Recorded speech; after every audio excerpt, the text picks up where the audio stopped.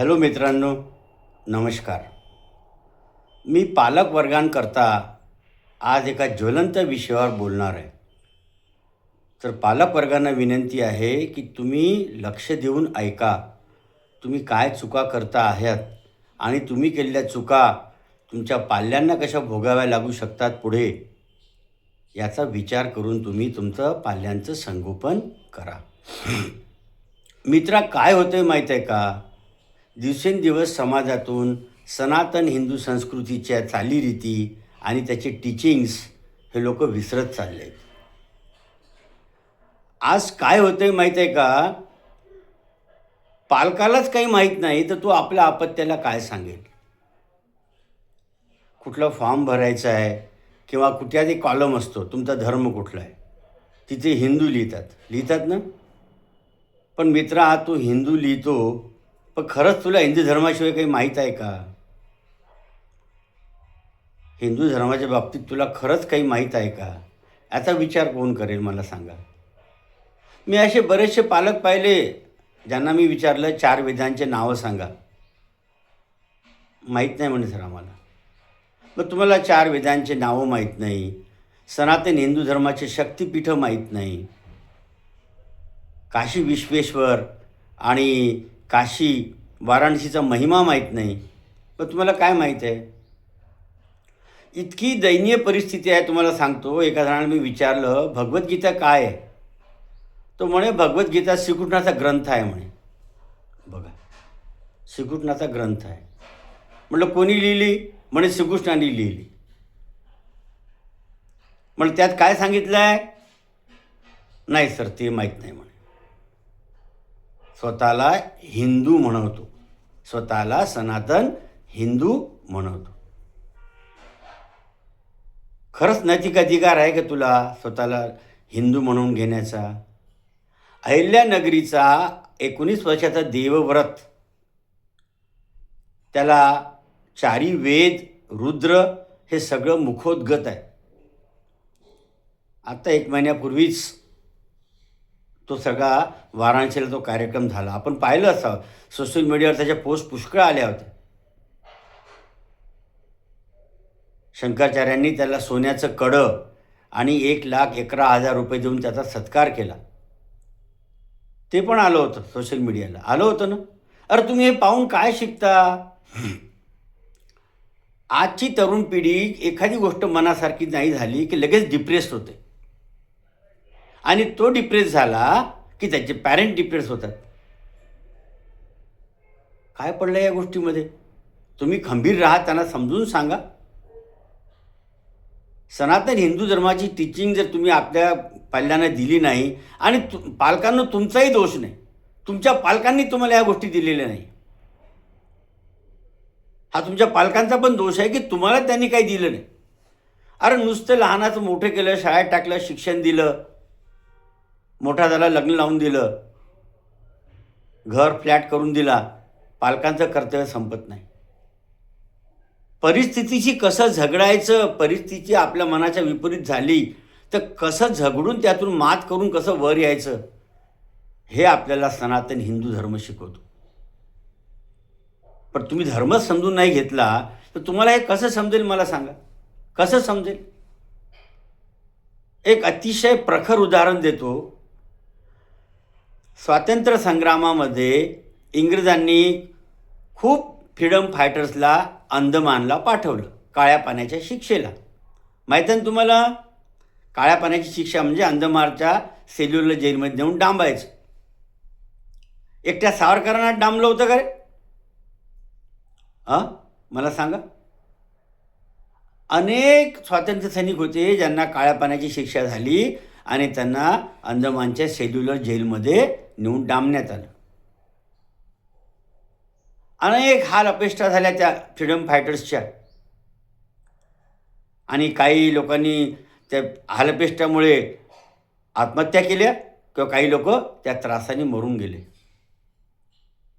स्वातंत्र्यवीर सावरकर आणि त्यांचे भाऊ हे पण तिथे होते ना. का जगले, का वाचले ते? कारण त्यांच्या मनात सनातन हिंदू धर्माचं अधिष्ठान होतं. स्वातंत्र्यवीर सावरकरांच्या मनात सनातन हिंदू धर्माची प्रखर शिकवण होती आणि त्याच्या भरोशावर त्यांचं आत्मबल होतं. काय होतं? आत्मबल, सेल्फ स्ट्रेंथ. आजच्या भाषेत, सॉफ्ट स्किलच्या भाषेत मी सांगेल, सेल्फ स्ट्रेंथ होती त्यांच्याकडे. त्याच्या भरोशावर सगळ्या हाल अपेष्टा भोगून ते अंदमानातून परत आले ना. आणि तशाही परिस्थितीत त्यांना कवनं सुचायची आहे ना, कविता करायचे. तुम्हाला सांगतो, मी माझं प्राथमिक शिक्षण आणि शालेय शिक्षण हे विवेकानंद विद्यालय शिवाजीनगर यवतमाळ येथे झालं. आलं लक्षात?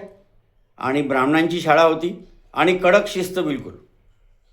मित्रांनो, सकाळी 6:30ला आमची प्रार्थना सुरू व्हायची. किती वाजता? सकाळी 6:30ला सकाळची शाळा असायची. आणि 6:30च्या आधी 6:25ला जयोस्तुते जयोस्तुते महन्मंगले शिवास्पदे हे गाणं ची रेकॉर्ड लावल्या जायची. आणि तो आवाज शाळेपासनं जवळपास 100-150 मीटरपर्यंत ऐकू यायचा. तो आमचा ग्रेस पिरियड होता. तो आमचा काय होता? Grace period. ते गाणं लागलं की समजून घ्यायचे पुढचे 5 मिनिटं आपल्याजवळ ग्रेस पिरियड आहे. गाणं थांबलं की गेट बंद शाळेचं. जसं ते गाणं कुठूनही ऐकू आलं, आम्ही आपलं दप्तर घेऊन, आता तुम्ही स्कूल बॅग म्हणता, आम्ही दप्तर म्हणायचो. अर्थ तोच आहे, ज्या थैलीमध्ये आपण शाळेची पुस्तकं वह्या घेऊन जातो. दप्तर हातात धरून आम्ही धावत सुटायचो. का? नाही, जर तुम्ही 6:30च्या आत गेटमध्ये आले नाही तर सकाळच्या थंडीमध्ये चोपडे सर आमचे छडीने हातावर वेध द्यायचे. विचार करा, सकाळी 6:30च्या थंडीमध्ये हातावर असा वळ निघायचा निळ्या रंगाचा. इतक्या जोराने मारायचे सर. 15 मिनटं तर हात असाच राहायचा, काहीच करूसं वाटायचं. आणि सगळे लेटकमरे वाळ खायचे, मार खायचे आणि बाजूला रांगेत उभे राहायचे. 6:45ला प्रार्थना संपली की सगळे वर्गात जायचे. ते दप्तरसुद्धा आमच्याच्याने उचलणं व्हायचं आणि इतका हात दुखायचा. आणि तेव्हापासून ते असे विचार डोक्यात ठाम बसलेले आहेत. मी हे का सांगतोय? आजच्या पालकांनाच काही माहीत नाही हो. फार दयनीय परिस्थिती आहे. म्हणायला स्वतःला हिंदू म्हणून घेतात, पण काहीच येत नाही त्यांना, काहीच माहीत नाही हो. त्यांना आपली धार्मिक पुस्तकं माहीत नाही, पोथ्या माहीत नाहीत, वाचन नाही, शिवाजी माहीत नाही, इतिहास माहीत नाही.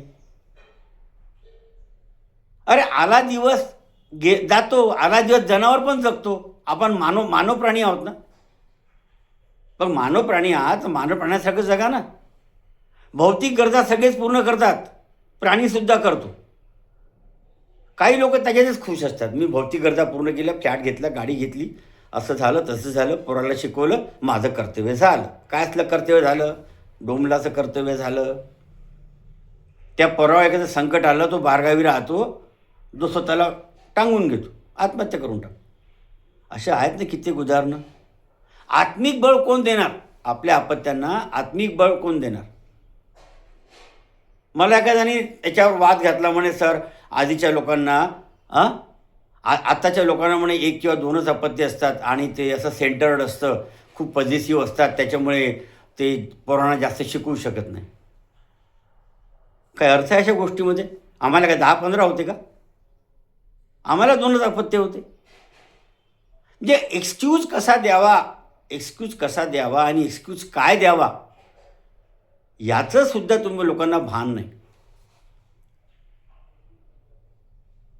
सोशल मीडियावर रोज 4-5 तास गमावतील, पण देवव्रतनी, अहिल्यानगरच्या देवव्रतनी काय केलं हे वाचायला टाईम नाही. आपल्या सनातन धर्माची शिकवण काय आहे हे बघायला वेळ नाही. हे सगळं दुसऱ्यांनी करायचं आणि हा नाकाने कांदे सोलेल, मी हिंदू आहे. बघा, मी जे काही बोलतो ना ते माझे सगळे अनुभवाचे बोल असते. 40 वर्षाचं माझं इंजिनिअरिंग कॉलेजच्या टीचरचं करिअर आहे. माहीत आहे तुम्हाला सर्वांना. कित्येक विद्यार्थी आमच्या हाताखालनं गेले. या ठिकाणी मी तर हेच म्हणेन की मुलांना जर येत नाही तर त्याचा दोष पालकांचा आहे, आणि त्या पालकांना येत नसेल तर त्यांच्या पालकांचा दोष आहे. दैनंदिन गरजा पूर्ण करणे आणि जीवन जगणे जनावर पण करतो, मग त्याचा आपल्यात काय फरक राहिला? विचारांचं अधिष्ठान, धार्मिक श्रद्धेचं अधिष्ठान, धार्मिक पॉवरचं अधिष्ठान तुम्ही मुलांना का देत नाही? अरे सारा शुभंकरोती येत नाही आजच्या पोरांना, गणपती स्तोत्र येत नाही, भीमरूपी येत नाही, रामरक्षा येत नाही, आणि जिंगल जिंगल लिटिल स्टार मात्र येतं पटकन. हां, कौतुकाने सांगतात आमच्या पोराला जिंगल जिंगलचं गाणं येतं, म्हणून दाखव रे बेटा, म्हणून दाखव रे. आणि तो म्हणतो आपला जिंगल जिंगल लिटिल स्टार. काय नाही म्हणत शुभंकर म्हणून दाखव म्हणून. धपाटे खायचो लहानपणी आम्ही आईवडिलांचे, ऐकलं नाही तर. आम्ही शाळेत असताना एक प्रोवर्ब होती, छडी लागे छमछम विद्या ही घम घम. आहे का छडी? छडी नाही आणि विद्या पण नाही आणि संस्कार पण नाही. बस चुहा दौड चालू आहे. बस हे असं पाहिजे, ते तसं पाहिजे, ते तसं पाहिजे. पालकांनो वेळीच सावध व्हा. मी परत सांगतो, पोरांना अपब्रिंगिंग दिलं, मोठं केलं, शिक्षण दिलं, तुमचं कर्तव्य संपलं नाही. शिक्षणासोबतच त्यांना हिंदू धर्माचं अधिष्ठान शिकवा, सनातन हिंदू धर्माची शिकवण द्या. मग जगाच्या पाठीवर तो कुठेही गेला तर he can fight with the situation. आपण छत्रपती शिवाजी महाराज म्हणून जय जयकार करतो ना. विपरीत परिस्थिती त्यांनी स्वराज्य निर्माण केलं आणि वाचवलं आणि वाढवलं. त्याच्यामागची प्रेरणा कोणाची होती? कोणाची प्रेरणा होती? जिजाऊ महासाहेबांची प्रेरणा होती. किती लोकांना माहीत आहे? आजच्या तरुण पिढीला जय शिवाजी जय भवानी एवढंच माहीत आहे. आता मी शिवाजीवर बोलतो, शिवाजीवर सगळीकडे लेक्चर देतो. मी पाहतो मठ्ठ डोक्यानी पोरं बसून असतात समोरचे, मठ्ठ डोक्यानी.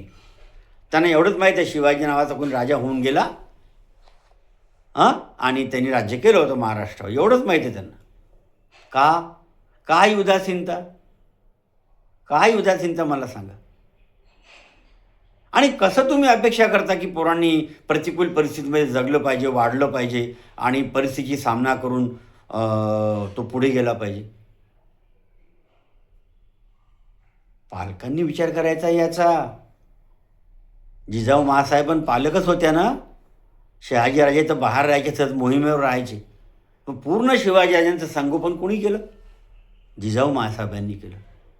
त्याला रामायणातल्या महाभारतातल्या गोष्टी सांगायचे, टीचिंग द्यायचे सगळे. का नाही तुम्ही देऊ शकत हो? तुम्ही तर सुशिक्षित आहात, शिकलेले आहात ना. इतकी दयनीय परिस्थिती आहे. मराठी भाषेत डॉक्टरेट घेतलेले माणसं अतिशय मूर्खासारखे विधानं करतात, मूर्खासारखे बोलतात, वागतात. काय मला सांगा, हे कुठं चाललंय जग? कुठं चाललोय आपण? आणि मग तुम्हाला काय अधिकार आहे, काय नैतिक अधिकार आहे दुसऱ्याकडे बोट दाखवायचे? आहे का मला सांगा? हे असे करतात, ते तसे करतात, ते तसे करतात. अरे तुम्ही काय करता बघा ना. स्वतःला सनातन हिंदू म्हणून घेताना किती हिंदू धर्म ओळखला तुम्ही? किती माहीत आहे तुम्हाला?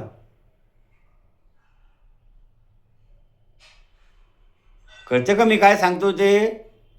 कळतंय का? मी जे बोलतो ते अनुभवाचे बोलतो, सांगतो. आलं लक्षात? वेळेचं महत्त्व शिकवा पोरांना. जे वेळेचं महत्त्व शाळेत मी शिकलो ते आयुष्यभर मला कामी आलं. सांगितलं ना आता, 6:30च्या आत गेटच्या आत नसतो तर हातावर छडी खावी लागायची. 2 तास हात शांत नव्हता होत. म्हणून सारेगामाचे सगळे प्रोग्राम्स वेळेत सुरू होतात, वेळेत संपतात आणि सारेगामा वेळेसोबत चालतो. करा ना, करून तर बघा. तुम्ही वेळेसोबत चाला, मग वेळ तुम्हाला काय देतो हे बघा.